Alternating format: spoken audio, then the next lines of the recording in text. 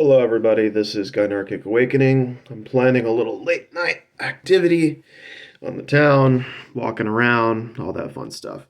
But before I do that, I wanted to release this video. I do plan on actually composing this article and typing it out and then putting it in both groups, then moving on with my channel and stuff. Currently brainstorming new research topics. I might bring it up beforehand and ask people if they want to add anything to it or improve anything about it. The reasoning will seem obvious later.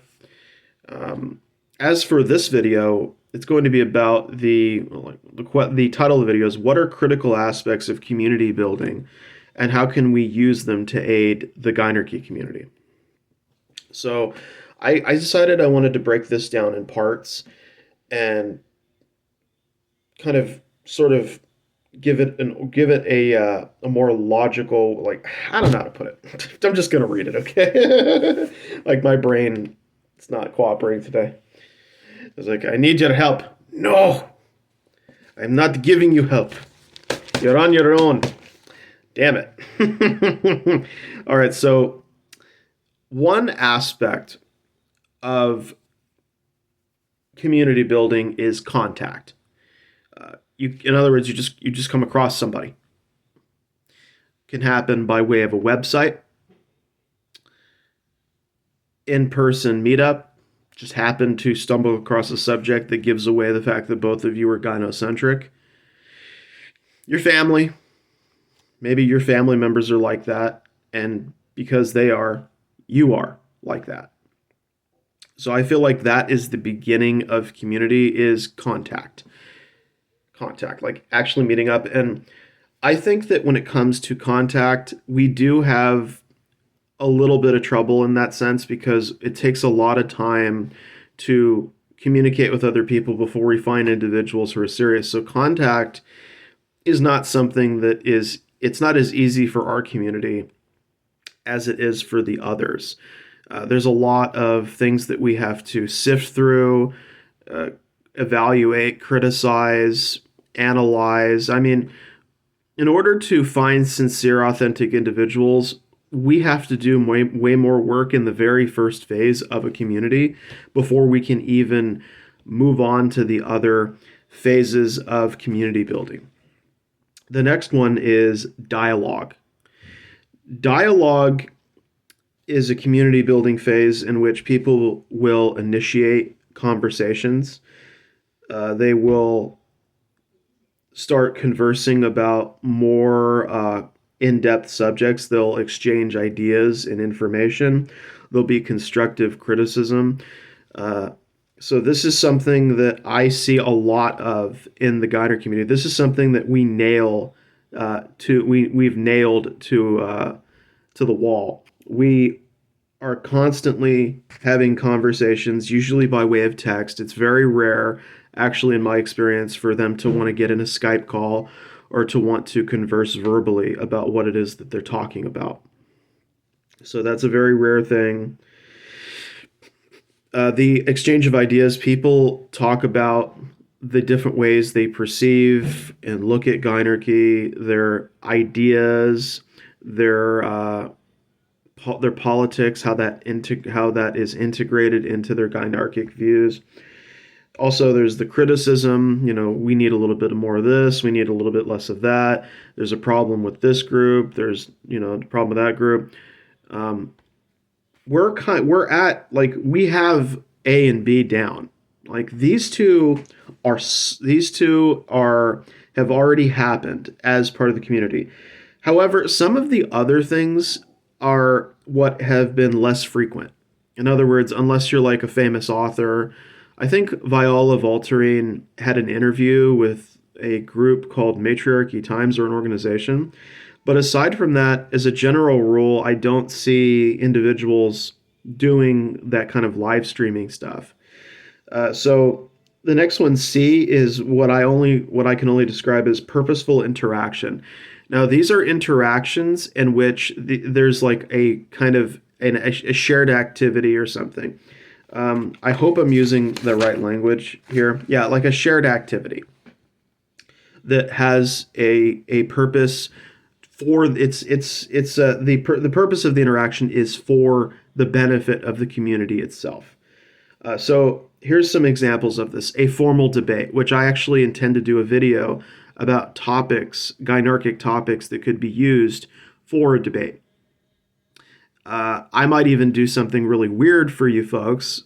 I might actually pretend to be on two different sides of the debate. And then I can sort of explore both sides. I can show you the structure of how a formal debate can look and maybe add a few alterations so it's more interesting. There's chatting and live streams. In other words, getting in a live stream and just discussing things, like just having discussions about different subjects, different paths where you come from. In other words, these are having a discussion, like having a bunch of Gynarchists in a live stream discussing serious subject matter or other things that are going on in the world, how they're reacting to it, how it's affecting them. Hearing that verbally is so much different than just text, because there's ways we're affected by the spoken word that we are not affected in the same way by text. Because when you're text, like, you can gloss over text. When you hear something, you're processing it differently in your brain. There's a lot of they're two different kinds of information, and the processing of both, I think, matters. And I don't think we have enough. We don't have, as far as I know, there are no Gynarchic formal debates.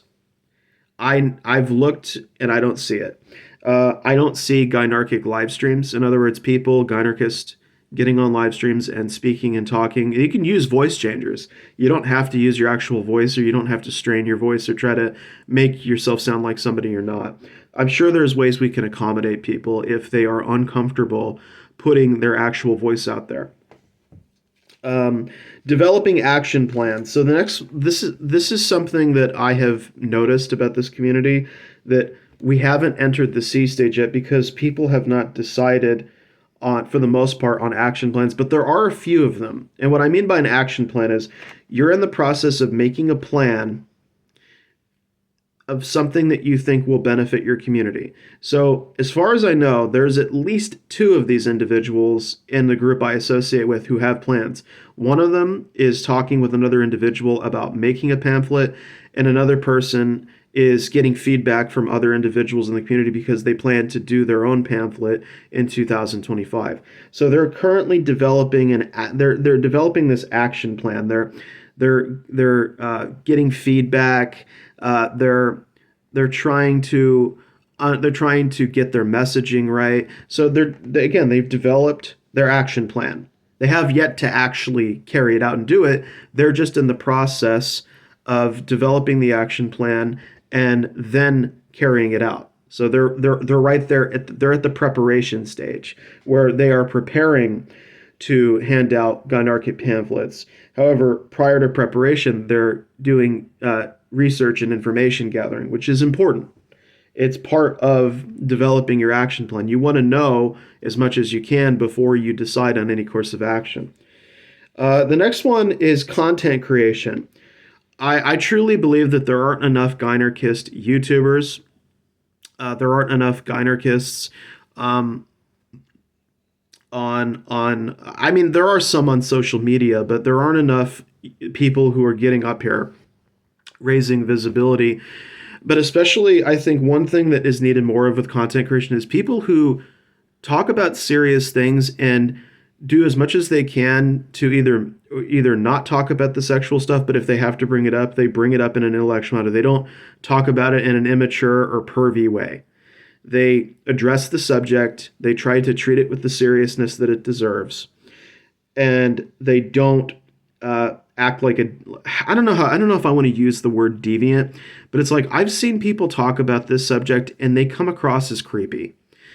So talking about, if you're going to bring up a sexual subject matter, then treating it seriously and talking like an adult about it is better than acting like a teen boy on, I don't know, on hormones or something, who can't control their impulses. So I do think that the content creation is part of it, but I think it's bigger than that. This might actually be a part two. I might actually need a part two to explain this because it's not just YouTube, right? I think that we need more content creation all around for a community. Like we need our own games. Like we need our own video games. Like we need our own games. We need I think, our own spaces. Because the thing is, it's great that you can go to one place on a website and meet up, but wouldn't it be better to have your own website where you could basically do the same thing and it's owned by a Gynarchist? I just like I don't want to bring up this dude, but I have to because frankly, it is one thing that makes it. There was an incident where a former elected official was kicked. He had his platforms taken away in the aftermath of the the 2020 election, I believe.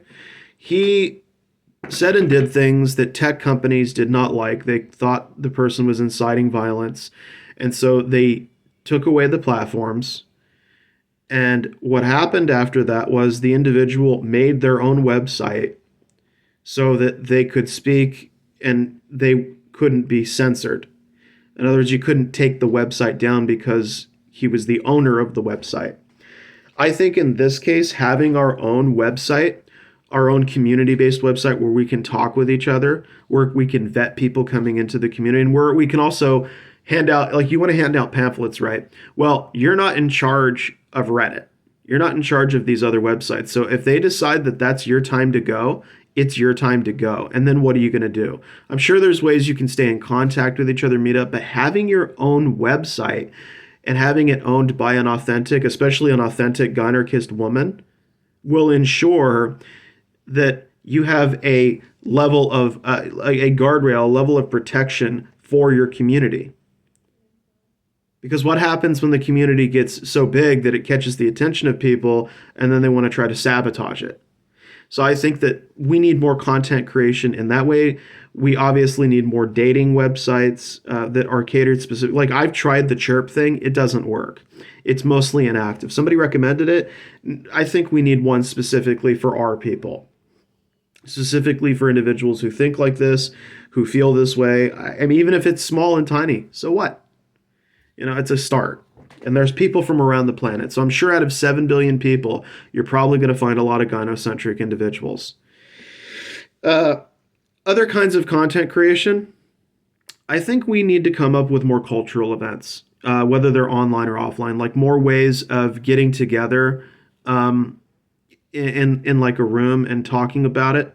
You know, I have some ideas for community-based events. What I'm saying is, I think we need to be like lean on our imagination, or we need to come up with like some kind of Gynarchic community-based event where we kind of gather and we engage in some kind of activity in whatever way that we do, as a way to have fun, have a good time. You know, it could be something as simple as just watching a movie and then giving our thoughts on it. It could also be something far more complex, and I can get into that later. I do have an idea for it, an idea for a community-based event. In fact, I'm going to write that down because that wasn't actually written down when I'm done. Oh, wait. Aha! Pens don't break that easily. Well, maybe they do if you want to. What is it? Community-based event. Is it Gynarchic? Okay, there we go.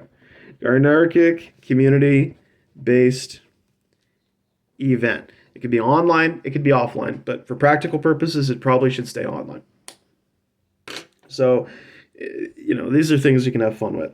Brainstorming. This is another activity of a purposeful interaction, because when you're brainstorming, you're trying to develop ideas that other people can use. And then they can start with their own engineering of those concepts. They can start developing them further than you did. That's why I love sharing ideas, because I know other people have better ideas. Other people can build something better from them than I can. I like that. Like, there was nothing more fun to me than seeing people going, yeah, I want to make a pamphlet. I'm like, that's great. If I had a computer and I had some more time, I could, but I have a phone and I don't know how to do it with a phone. I don't think I can. I probably have to go to a local library. So I could do that, but I mean, I kind of agree with what one guy said is like, okay, it's great if you want to do this, but I think, no matter how you do it, it should have a woman's input. There should be some kind of women's democratic vote with Gynarchist where it's like it should pass some kind of review board. I think every Gynarchic pamphlet should have a review board for women where like two or three of them or whatever, not just input, but say yes or, the Caesar thing, like, no, this thing's got to go. You need better artwork. You need a better presentation. You need better messaging, more information. That's how I feel about it. I feel like if you're going to put that out there, then the information needs to come through a Gynarchic lens. It needs to come specifically from the perspectives of women. It needs to have the approval of women. I agree with what one guy said there.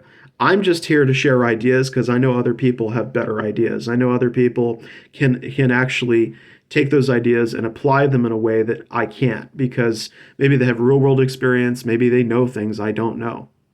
I'll see you in part 2.